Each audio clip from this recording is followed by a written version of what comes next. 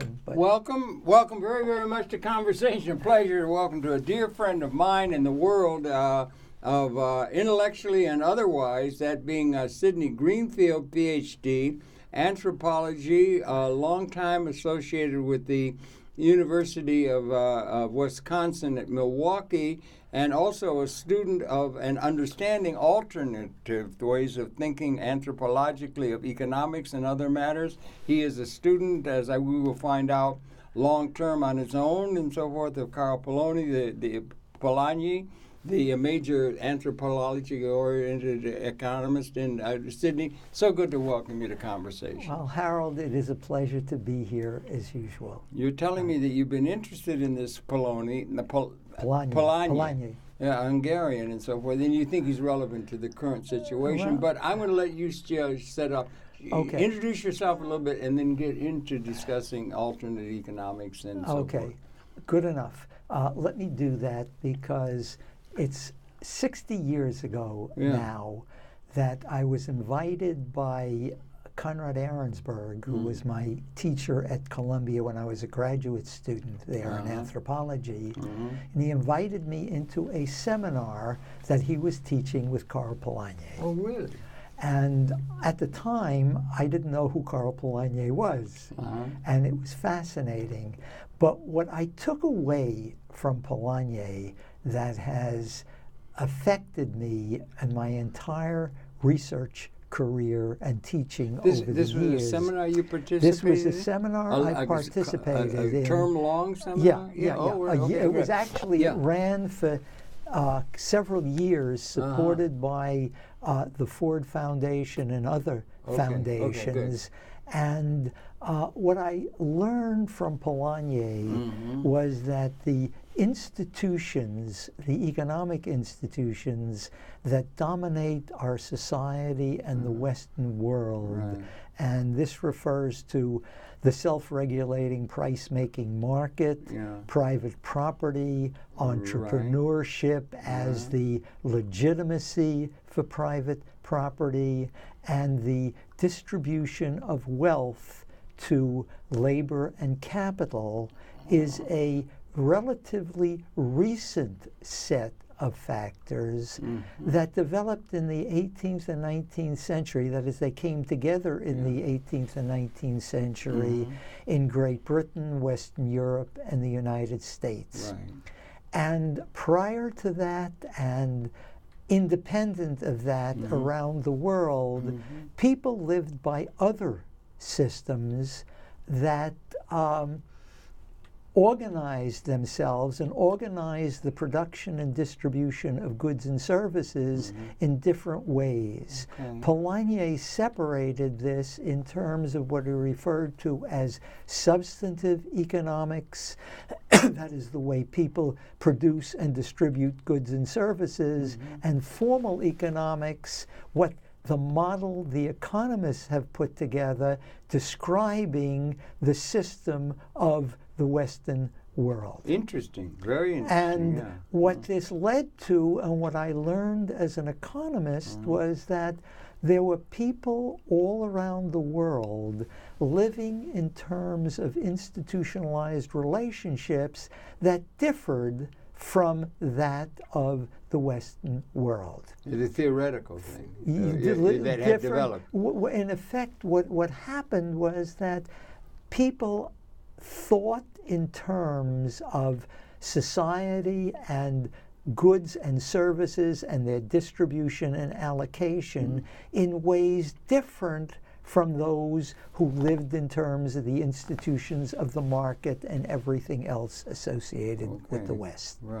And what I decided to do as the anthropologist was to study alternative systems substantively of production and distribution as opposed to the formal system which dominates thinking in the Western world, so that most of my academic colleagues in economics, political science, sociology, etc., think in terms of the Western model because their research interests are primarily in the Western world. Do they try to impose those recently got over the last 300 or 400 years or something, understanding of economics to past patterns? Well, as being, yes, yes, and they read history. Conflated, yeah. Right. What Polanyi did was read history as an alternative system. Okay. But what happened in the 60 years of my research career and going back for the last century is that, led primarily by Great Britain and the United States, we have imposed markets and private property on the rest of the world. Okay. We have done this through things like development and modernization and progress. These are the words we used. And what happened simultaneously is that these Western European societies organize themselves in terms of nation states. And this is the imagery that Adam Smith used, for example. He talked about the wealth of nations, not of people, and this becomes a significant difference that's very relevant for our own times, where nations may be getting rich, like the United States grows economically, but the people are gradually getting poorer and poorer in terms of the way the wealth is distributed. A little fine point. I did geography and so forth, and I thought of things like long-term historical trends and all that, and I would have associated the nation-state more or less with coterminous with Smith and so forth as a way, whereas it had been previous for 1,000 years the dynastic families, dynastic feudalism. You're talking about what we sometimes call imperial systems, and we've since biblical times we've been using the word nation. The modern nation appeared much later, and what's significant about that is that this all coalesced around the Enlightenment. And the beliefs associated with the Enlightenment. And what's very important about that, beginning with Thomas Hobbes and every Enlightenment thinker, the world was seen in terms of individuals. Individuals making decisions and choices, coming out of the fantasized state of nature, and we built up society within the framework of the nation. So the idea was that there are isolated individuals who are maximizing in the market and in every other way, who live within nations, and everything between individuals and nations is kind of fuzzy. And recently we have introduced the term NGO, non-governmental organization, to refer to just about everything else. Oh, I see. Right. That's okay. Now, what happened in other societies? They had other forms of organizations like kinship groups and community groups and tribal groups and so on and so forth. And anthropologists went off to study these things, whereas, as I said, the rest of our colleagues studied our world in terms of our thinking and the rest of the world. But what happened was, with the expansion of Western Europe through colonialization and imperialism, we have gradually imposed this thinking on the rest of the world. It should be no surprise, therefore, then when colonies were given their freedom, they were transformed into nation states using the boundaries that the European colonial empires had set up. So we're forcing all of these people to become individuals to fit into a nation state organized in our pattern. But what also happened was that with the transformation and introduction of private property, the habitats, the environments that peoples used to adapt to and derive their basic subsistence were taken away from them. They were made private property and transformed, and the people essentially were pushed off and at best given the opportunity to become wage workers in the system that the Europeans devised, private property and extracting resources from the habitats that made subsistence possible to most other people were taken away from them, and they were forced to become wage laborers to fit into the Western scheme of things. How had that been done in feudal Europe? I mean, wow. Feudal Europe was early. It was the history that developed with the beginning of the Western world. We unfortunately use the term capitalism to refer to the constellation of factors, private property, and so on and so forth that I mentioned before that make this up.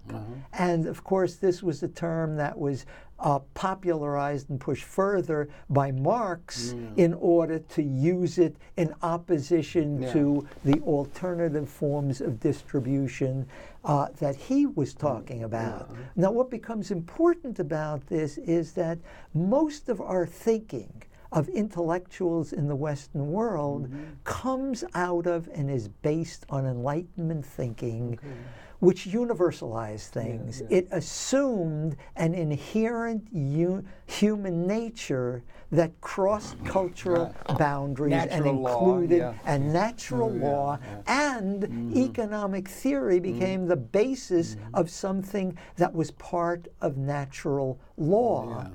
And therefore, everybody eventually, in an evolutionary sense, would come around, except that what was assumed to be everyone would come around was enforced by armies and police forces coming out, essentially the kind of things the United States, when the indigenous peoples of North America wouldn't conform to our expectations, we sent in the cavalry.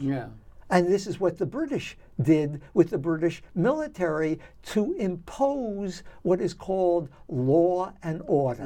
The laws of government that regulate markets, enforce private property, enforce the distribution of wealth. As it happened in the modern experience, but that had been the case throughout most all of human history, I would suggest. Not the same way. No, It wasn't military force. It was the basis for creating. It was military force. That's what I meant. But let me go back and say what the military was enforcing became different after the 18th century. And that's what we have to keep in mind, because we quickly draw parallels to other places that are different. And the essence of all this is the anthropologist's concept of culture, because we have believed, and our experience reinforces the fact that different peoples in different parts of the world behave differently. They assume different things, and it's part of this. One of the areas of this difference is organizing production and distribution of goods and services in substantive terms as opposed to the formal models of economics. And what happened then is that with this destruction, that of course isn't destruction to us, because we call it by positively valued words like modernization, development, progress. I mean, these are all good things. Don't people want this? Why, of course they do. And what has happened is that we have, by destroying their habitats and taking them away from them, we've destroyed the subsistence patterns of people all over the world who today are being forced into urban areas. Half the population of the world now lives in these huge cities. I think it's higher than half, I think. Well, it may be over half, but it's at least half the population. It's heading in that direction, and urbanization. And the point is that people who were socialized adults capable of surviving and supporting themselves come into cities where they're not qualified to enter into our system of distribution, which is based on capital and labor, where technology is a major factor. So our technology is something that people raised in other cultures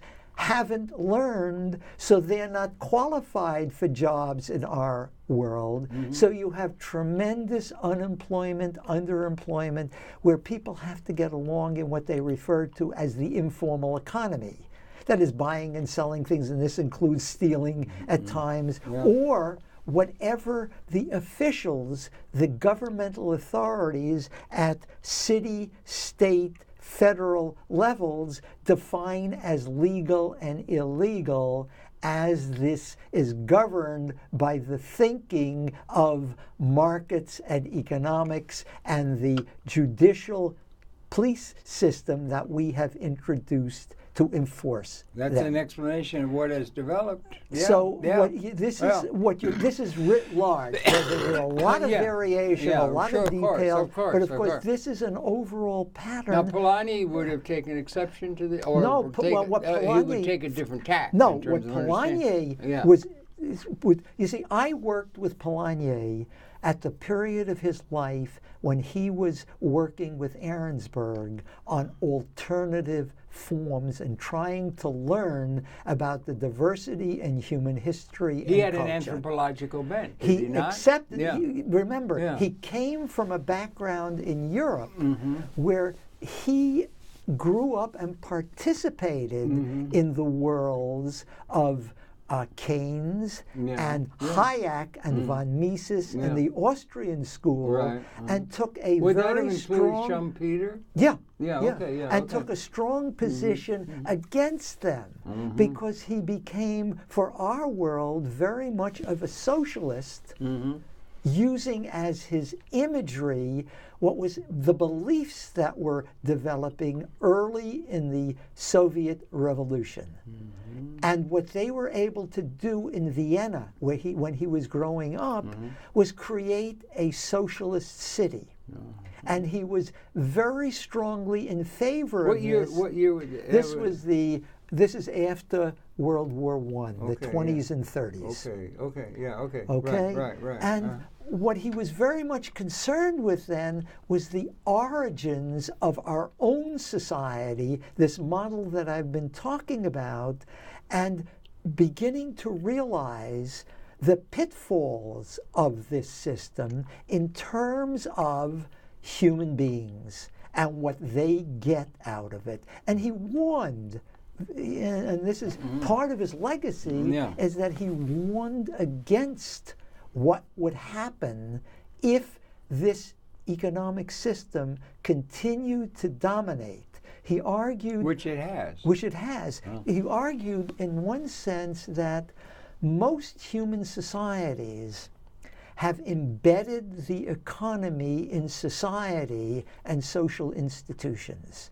We have embedded society in the economy, the formal economy, and human behavior and institutions are dependent on a function of the economy, to the detriment of so many people. And this became a concern. And he was and one of the reasons that he went into comparative anthropology as a historian himself, dealing with comparative history and comparative cultures, was to look for alternative forms that people might begin to work with as alternative or parallel economic systems. Was he a major voice being heard in the 30s, 40s, 50s? No, unfortunately, he became the counter voice. Yeah. And what is important is... And that's usually not heard, The dominance of the Austrian school was von Mises and Hayek and the other economists who then flooded the United States. And we all know the story of what happened with Hayek and his popularization on the right. And he provided the intellectual framework for what became the Chicago School and the neoliberal economic policies that reverted back to the 19th century. And Polanyi became not a lone voice, but one of the small number of voices who was saying, be careful. And what we had coming in at the time was Marxist thinking that was using the same model, whereas Polanyi was talking about diversity, cultural diversity. Marx operated out of the same framework as classical economics, only he had his own reading of it.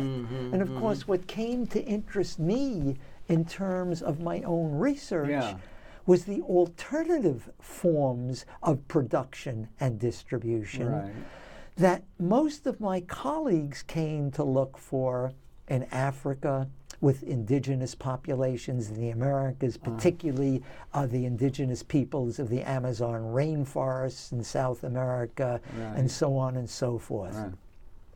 My own research career took me to Brazil. Yeah, you've been there a lot. And it got me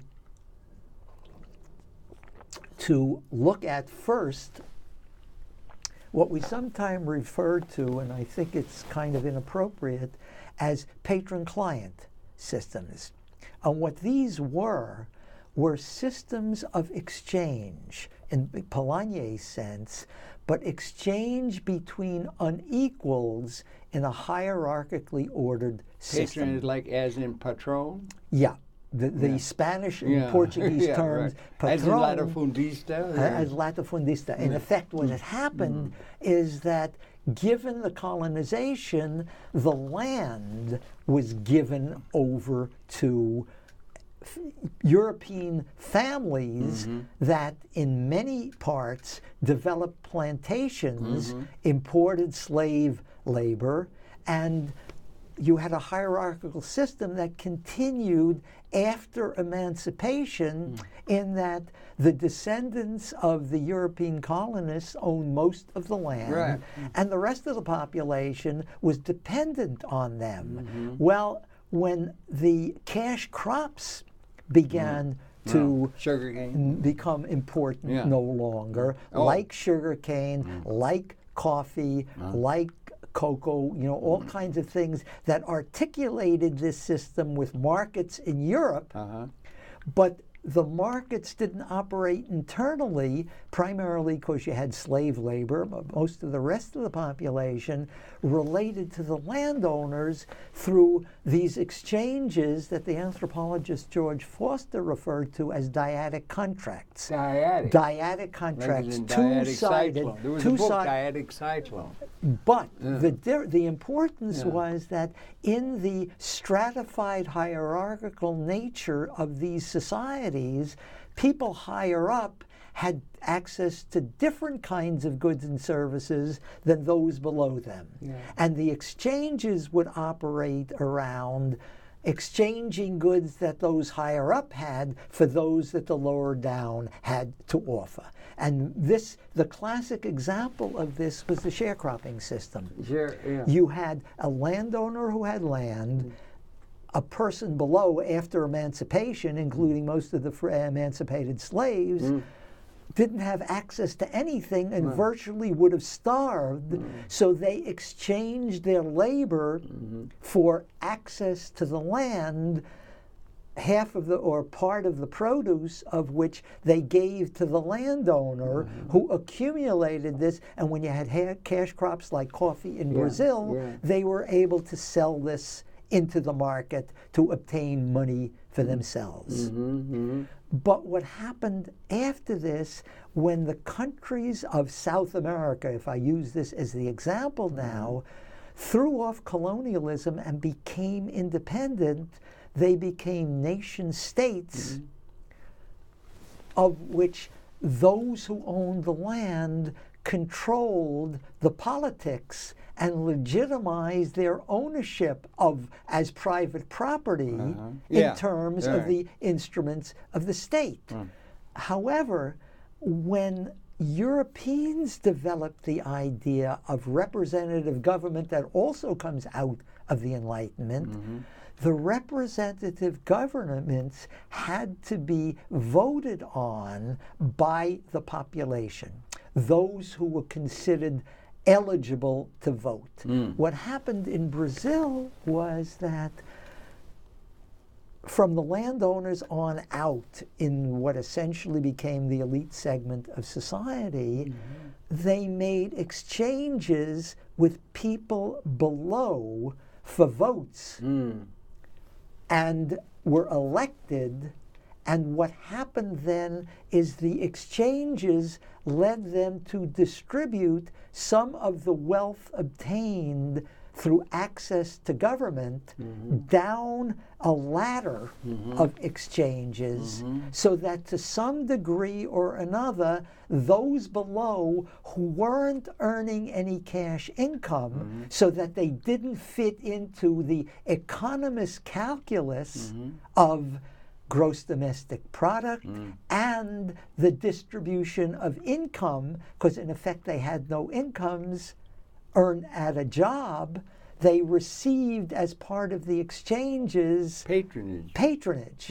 And the patronage became important because one of the things that governments did was to build things like schools and hospitals, supposedly for the needs of the people. And which brought real effect to their lives. But not only that, what it did was create contracts for construction that the landowning elites often, either themselves or their clients, became the managers of construction companies on which they hired their loyal dependents who voted for them. And they had jobs that enabled them to earn. And things got done. Now, I learned about this in my research in the 1950s and 1960s in Brazil. In Brazil? In Brazil. Yeah. And then there was a military coup in 1964. As there tend to be in that part of the world. Which is, again, very interesting. As a side point, I recently saw a fascinating documentary called The Day That Lasted 21 Years, when by going through the Freedom of Information Act, this filmmaker was able to discover the correspondence of the Kennedy administration with the ambassador in Brazil, a Harvard economist named Lincoln Gordon, who in response to Cuba fed back the information to Washington that we may have another Cuban type of coup. So the United States sent warships and airplanes that were off the coast of Brazil when the military perpetrated the coup. I'll be damned. Okay. That lasted, and the Brazilians suffered through a horrendous military dictatorship. What year that was 1964 to 1985. Wow, okay, when they re-democratized. Right. And one of the fascinating things is that when they re-democratized and established an electoral system, the older politicians who took over remembered the pre-coup period of the patronage system. Right. So what they did was come in and take over the patronage system and set things up so that in Brazil, for example, today, there are 30 some odd political parties. Wow. Now, the only way, and the president is elected, the maximum number of votes. So you have to get coalitions between all of these parties to get enough votes to elect somebody as president, as governor, as mayor of a city, governor of a state, and so on. So all of these exchanges are made that federal tax revenue is used primarily to make the exchanges that then go down in the patronage system. So the patronage system continues even though the dialogue for public elections is framed in terms of the Western democracy, individual votes, vote for your conscience, with and the so World on. Press reporting on it. Reporting on it as if this were the reality. case. And I had the fascinating experience of going back to Brazil 2 years ago in 2012 to participate in an election for mayor of the city of Fortaleza, the fifth largest city in Brazil in the northeast, where one of my best friends was running for vice mayor. And the upshot of the story was that, and he was running on the same party as Lula, the famed president who essentially helped introduce this rhetoric of democracy that he and others in the Labor Party, I think, really believed in. And as being president, he had to get into it. But what I learned was following my friend's election, the polls had the second round of the election end in a dead heat. I'll be damned. Okay. Okay. When they counted the votes, my friend and his colleague for mayor lost by 6%. Oh, wow. Okay. And began to talk that, the opposition bought the election. Okay. How do you interpret it all, or what does it mean? So what it means is, to me, very simply, that the opposition was able to pool enough money to send people into the poor areas of the city and give them little matchboxes with a 40 real notes in it. 40 reais is about 20 some odd dollars, in exchange for their vote. Right. Okay. And so enough people bought it and voted, and the opposition won by 6%. It sounds familiar. No, but when I stopped to think about it, Brazil is hosting the upcoming finals of the World Cup and the Olympics. They're also building new stadiums for the games to be played, and all kinds of infrastructure like roads and railroads and the like. This is construction. Construction contracts. Who gives out the contracts? The mayor of the city. Think of what happens if you, by the election, you're spending money. Look at what you're going to get back by who is going to control giving out of contracts to which construction companies, who's going to provide the labor, et cetera, et cetera. Right. Okay. So in effect, what I'm saying is, though, we don't like to talk about it, and our colleagues in the other social sciences don't like to talk about it. The patronage... You mean that money talks? No, not that. No, more than that. that. The patronage system is still operational, even though today it is called corruption. So what we're doing is bringing the people who perform these extensions with these exchanges into court and tried on corruption. That is going. I saw that in Brazil. So this is going on. So all of these conflicts are there, and what in effect I'm saying is, if you're a student of alternative economics and you recognize patronage, what you're talking about is a very old system that's operating parallel with the new market system, and you're getting conflicts. And Brazil doesn't stand alone. This is happening in many parts of the world. But I want to add one more area, because I've talked to you before about my work on healing systems. You have, in Brazil, I know. And particularly my book about the Spirits with evangelical Scalpels. conversion. And It's huge, I know. It's huge. And what I emphasized in our conversations and in the book Spirits with Scalpels is the healing aspect. That based on what are different views of the world, healers provide alternative healing systems. And if we think of this as health care available to people, we in the United States, when we think of health care, with all that has happened over the last couple of years, only, you mean? About President Obama and the health care reform, we only see it operating through markets. That is, what healthcare is all about, is being able to pay the fee for service that you get to buy the services of doctors, hospitals, nurses, healthcare workers generally. Pharmacy. And our whole, and pharmacies and pharmaceuticals. All right. Our concern has been primarily, how do you help people pay for it? And we hit on the notion of insurance. So what the healthcare reform law emphasizes is getting more people access to insurance so that they can pay for it. Okay?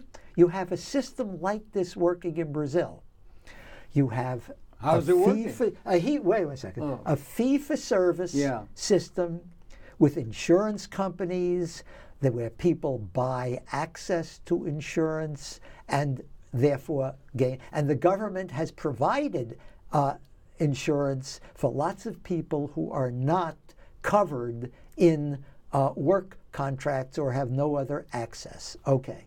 Now, what still happens is large numbers of people are outside this system.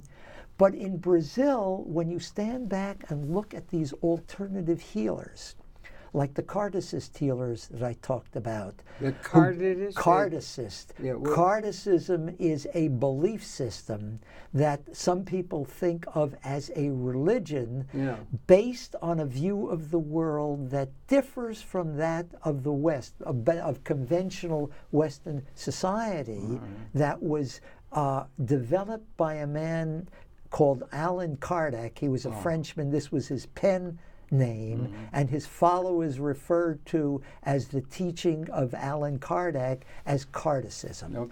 But what essentially, very briefly, it's based upon is the notion of reincarnation.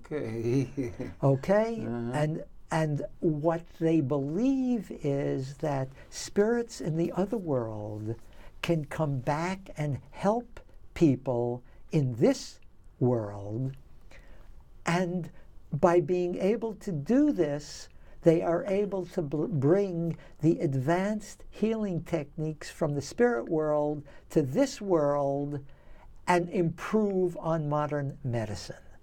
They also do surgeries that I mentioned. Or something, No, that's different tradition. They also do surgeries with anything from a rusty knife to an electric saw on people without anesthesia and antisepsis. That's right. And all right, these are things that I've tried to document, but this is reinforced by other alternative belief systems that do healing, like the Afro-Brazilian tradition, where you're taking a belief system from West Africa in what are called the orishas, sometimes syncretized or mixed with the European saints from the pre-Reformation tradition, who are mixed together, and people believe that the orishas can also heal people in this world.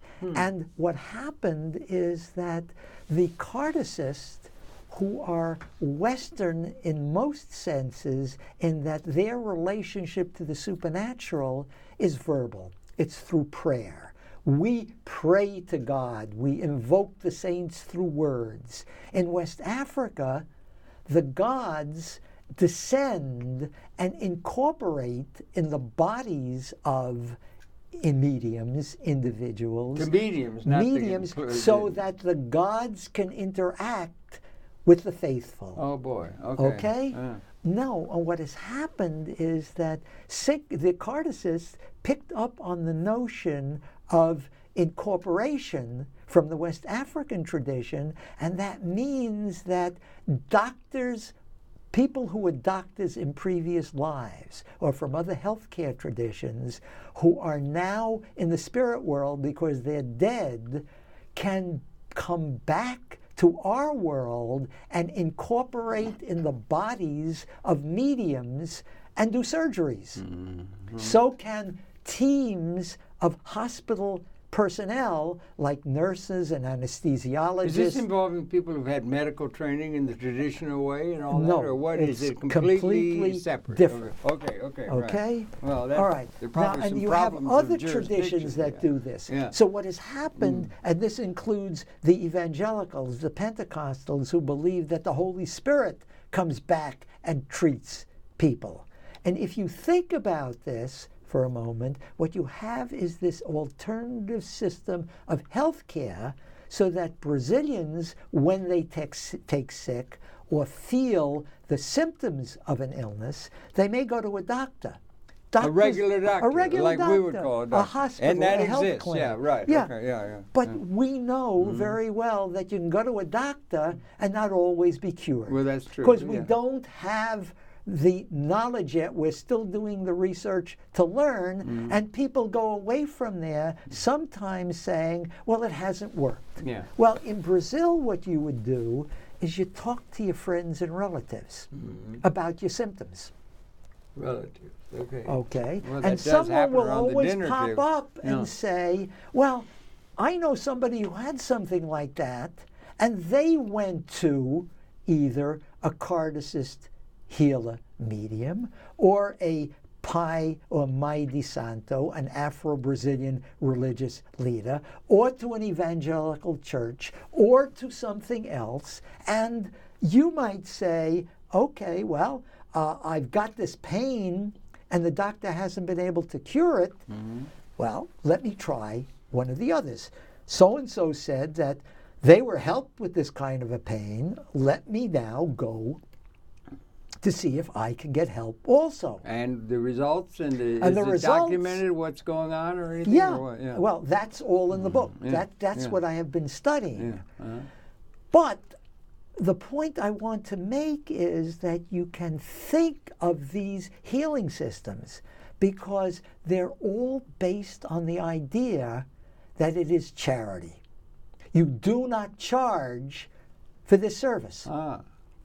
But the exchange, the implicit exchange, like a dyadic exchange contract, is that if you come to me, assuming that I am an Afro-Brazilian healer, I am an evangelical healer, or a Cardicist healer, the implicit exchange is that if I cure you, you will affiliate with my religious group. With your religious group. My religious group, and you will come to participate in our services and perpetuate our vision of the world. Well, okay. Okay? That's interesting. No, wait a second. Yeah. What that means is that Brazilians have access to an alternative system that distributes health care. You do not pay for it in money. It's a non-market system. You pay for it in a symbolic exchange. Why is that not like faith healing or something like that? We call it faith healing. Yeah, right. But remember what I said before. That we, coming out of the West and the Enlightenment and modernization, look at any institutionalized system other than the one that we have accepted, whether it's the market in economics and private property or medicine in the Western modern sense. Everything else is quackery, corruption.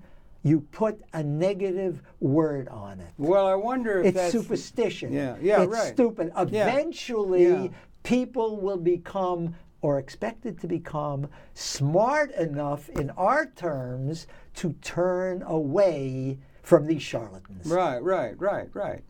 Now, Yeah, but the point is, when you got a pain in your back or your stomach and the doctors can't cure you,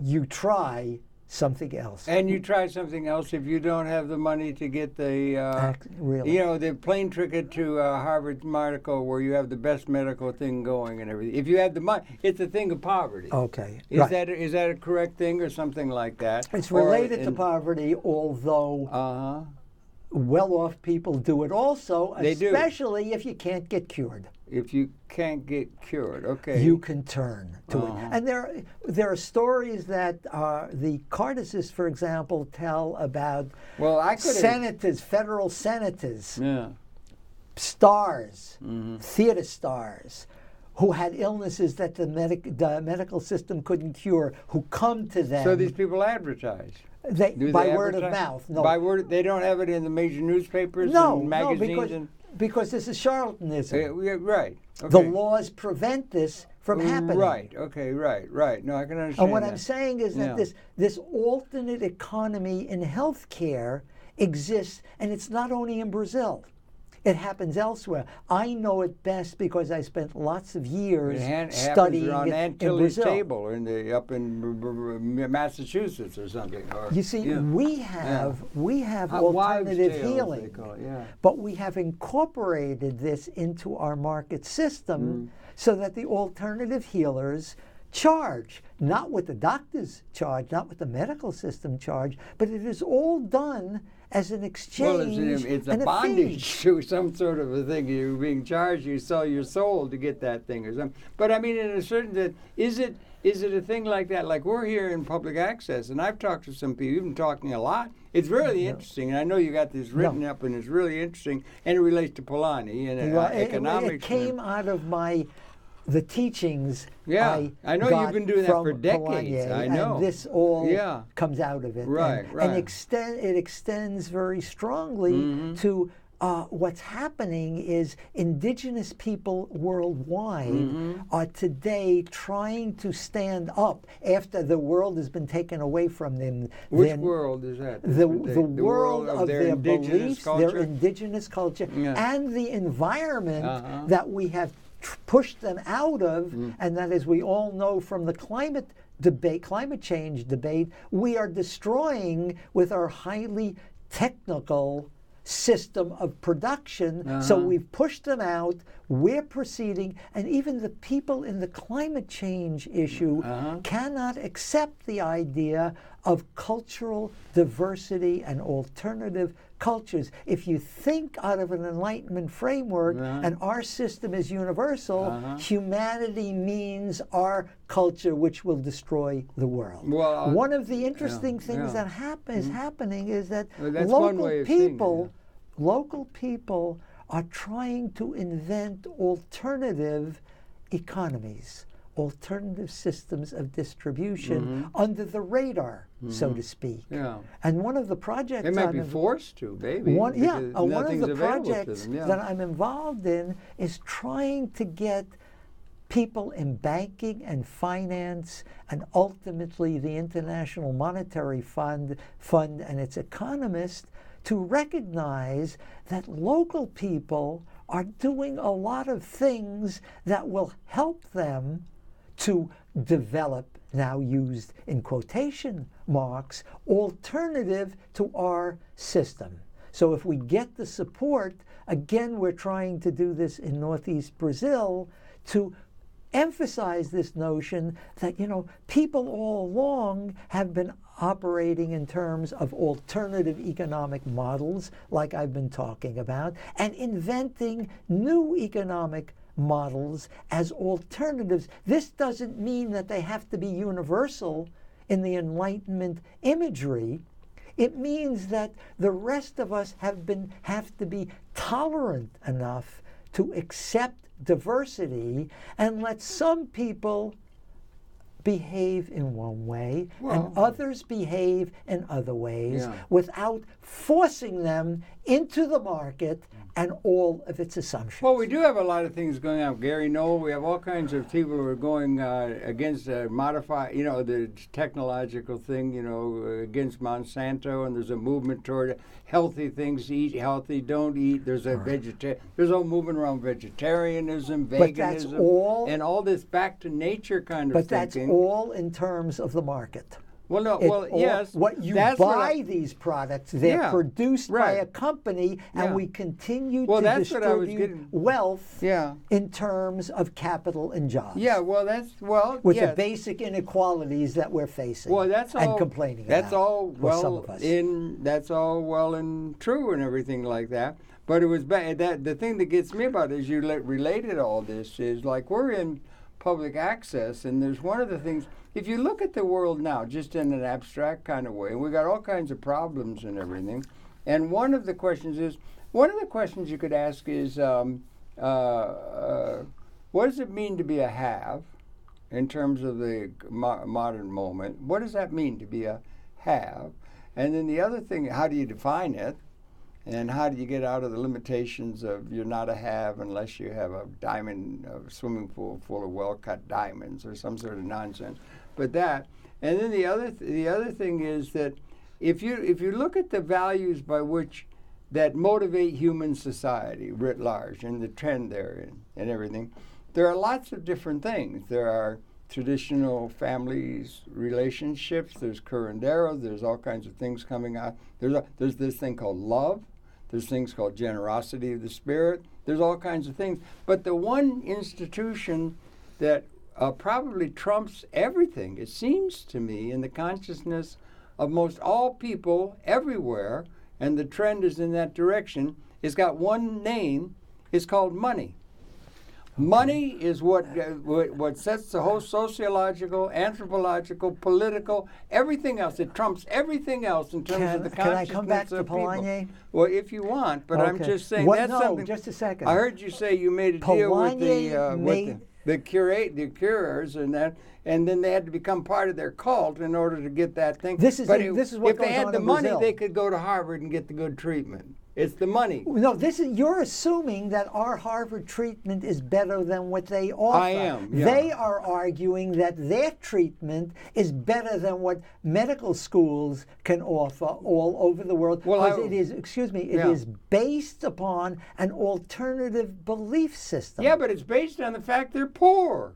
No, it's what not. I've said to you is that people with the money go to the medical schools, and the medical schools can't always cure them. The hospitals can't always cure them, and they can go to alternative healers and get cured. The thing that got me about your story and everything like that is that it's free.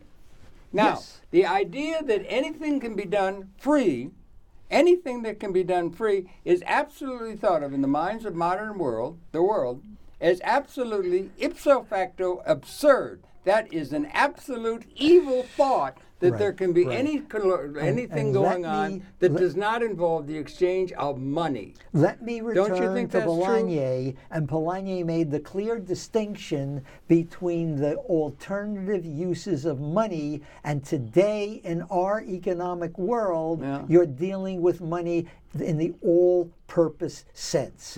There are other uses of money that are much more restricted in other kinds of institutional setting. So where it's inappropriate to universalize the money, because that's coming out of the economist framework and imposing it on all of the cultural diversity, which eliminates cultural diversity, so that you say, look, we see money over there, therefore it means our all-purpose sense, so therefore our economic system prevails there. And the argument I've been trying to make to you here is that in terms of the health care in Brazil, you have an alternative system where the coin, so to speak, is religious affiliation that you exchange. It has nothing to do with money. It has nothing to do with our sense of the market. It is a marketplace. I heard you say that if the guy cures you with his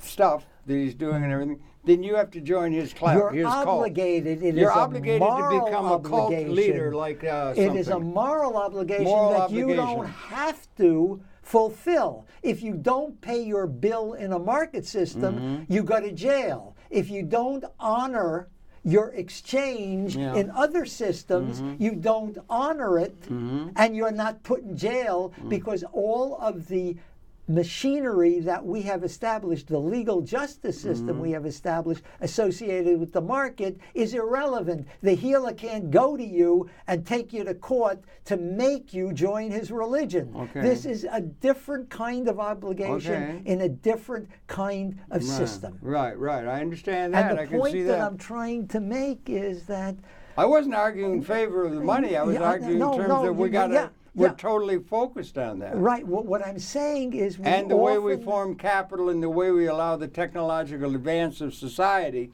not to go back to what happened 200,000 years ago. We lived in a cave. We had bear grease or something. Forget about all that. These things are the Eskimos Those are going to do this. Fantasies they are things that we got out of history that we want use to rationalize our own culture. Because we do not yet have a system that our own culture allows to have the benefits of the accumulation of human knowledge and understanding and curing, be able to get adequately to everyone else. We don't have a system in place. It's allow it all to concentrate in few hands. And because we don't have a system, anything other than finding an answer to how we're going to form capital and distribute demand in a way that makes sense.